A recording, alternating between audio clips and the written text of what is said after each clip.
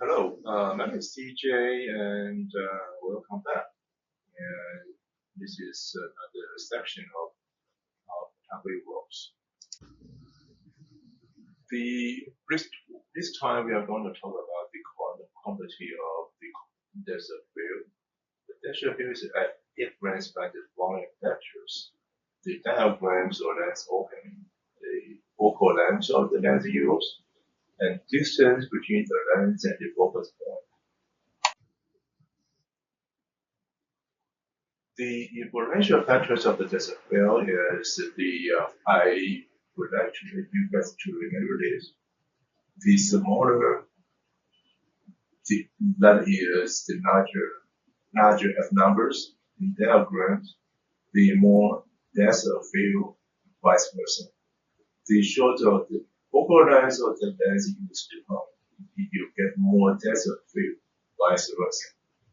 The shorter distance between the lens and subject, the smaller the depth of field, vice versa. Here's an example of showing the show depth of field. You can see we emphasize the main subject and for the background.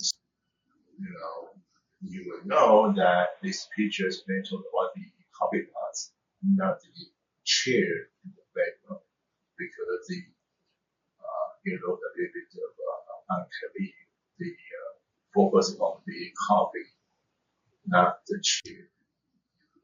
And this young lady here, she is the main project, the main project of the pictures, not the background of the guitar. But we can tell a story about she likes to play guitar. Young, handsome young man sitting by beach, and the weather is so cold, and he said really nice rockets look like, but the background of sea is so shallow. Now let's talk about the long depth of field. The reason of long depth of field is I want to see from everything within the nearest to the camera, the farthest away from camera points of view. I want everything in focus, so I can tell the whole story. Like this, you can see everything in the picture clearly. The nearest rock to the far away of sunset or sunrise. Same here. You can see everything in scenery is so beautiful. The mountain line during the systematic ballpark. Now, after talk about the this view, about the aperture, the lens. Now talk about shutter speed. Shutter speed refers to the length of exposure time. What that mean? We remember that time earlier the session we talked about how shutter speed would affect the exposures, and also you affect you let the camera understand how long the lens should be open to let the light into the film or the light sensitive material. And the shutter speed is from the slow to fast. What kind of effect with shutter speed do on the photos? You can tell these two, very slow shutter speed, you can record the emotion. With the fast shutter speed, it will emphasize to freeze the capture. And also, you can see the ball movement from the top before you hit the ground. The lens is recorded. It can be long distance, or it can be freeze. It based on how fast your shutter speed is opened, remain opened, and recorded. Now, this is the wheelchairs. You can see if it is remain the same, right? But if I use faster shutter speed, you can see it doesn't look like scary. Like smaller, this slower shutter speed, you look moving faster. We are pretty much the same speed. It's based on the variability is because of the lens, the time length to open difference. Now, what is the slow shutter speed then? Any shutter speed that is slower than 1/100 can be reversed as a slow shutter speed. A slow shutter speed will yield a buried images, and also it will record the emotion or motion. You can tell that everything is in motion. You look this picture, that is why it's so nice. Even the river flows like a silk, look like really subtle, beautiful, smoothing, rolling water. But the rock is not moving, so you can tell the contrast between the stable rock and the really moving silky look like river. Now, what is a fast shutter speed? A fast shutter speed is as long as it's faster than 1/100 seconds. It usually can be referred as a fast shutter speed.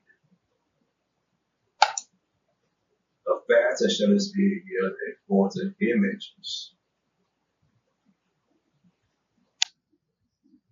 For instance, of course, the wheelchairs,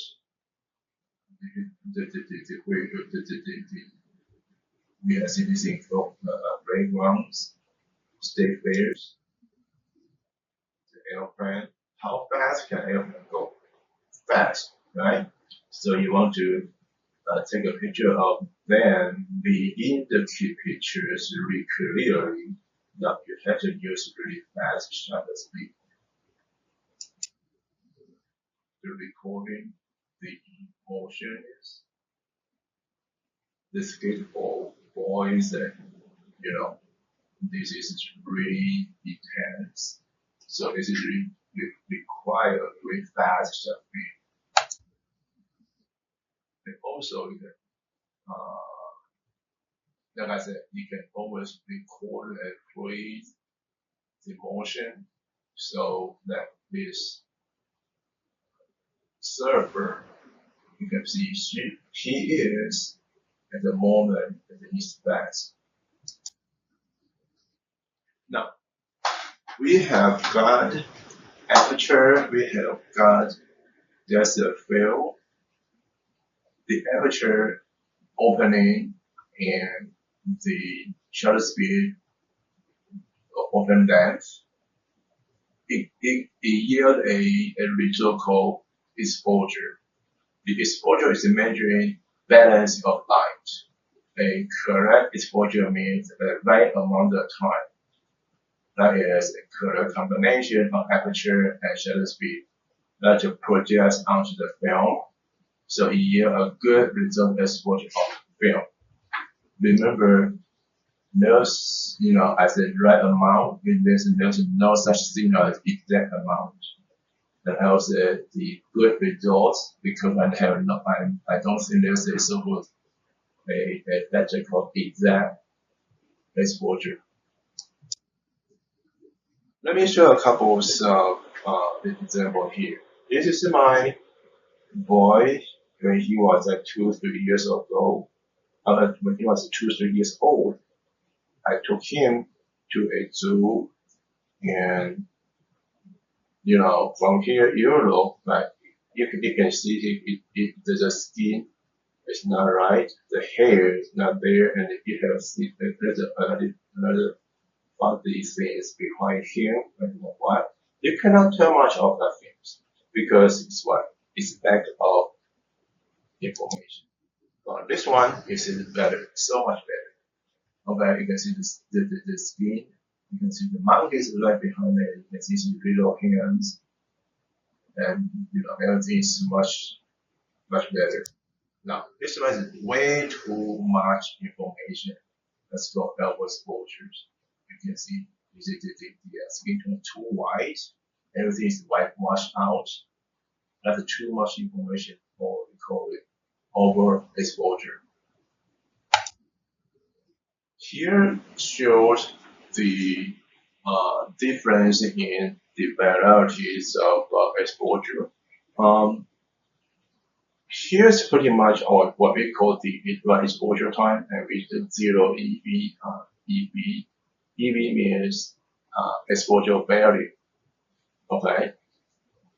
Somehow it can be too much a little bit.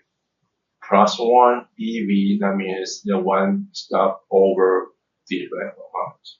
This is more 2 step already. So this is too much. And again, it's too much, this is not enough. So you have 1 step less, 1 step or 1 step under, or 2 step under. Okay. Now, like I said earlier, there is not such a thing as exact exposure. You are the photographer, you have to make a judgment call. So we'll decide which one is better, which one is too much, especially not enough. It's all on you. You as a photographer, you make the decision. To sum up, exposure is the right amount of lights allow to fall on the film. Okay, to the process of the taking the pictures. Let's say it's a diameters reading it shows that the 1/125, and F16 you got a right exposure time. But if I want to have the exposure remain as fast as the speed with yellow and so underexposed, whereas slower overexposed. Again, when shutter speed is controlled, open the aperture will yield the result of overexposures. Over turn down, you will get a underexposures. Imagine this. This is the fountain, the vessel with the buckets water. The shutter is your to control everything, the aperture. Now, this picture shows if the water is not enough, then you look dull. Too much is overflowed, then too much information. If everything you had to be in the right amount of time, the aperture, so you get right exposure. That means, okay? Now, you can tell from here the 60, 1/60, and FA is equal to equal to 2 step up to 1/250. Then your shutter speed, you had to open 2 step wider.